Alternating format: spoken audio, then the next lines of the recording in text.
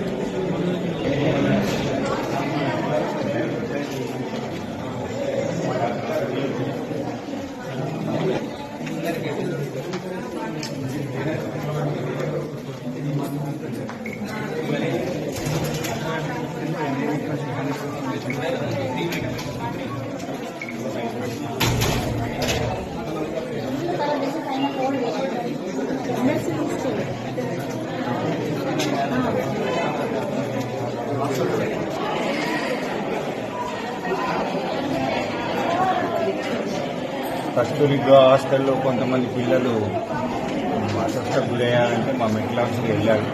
వాళ్ళు ఎగ్జామ్ చేసి కార్బన్ ఇక్కడ పంపించడం జరిగింది.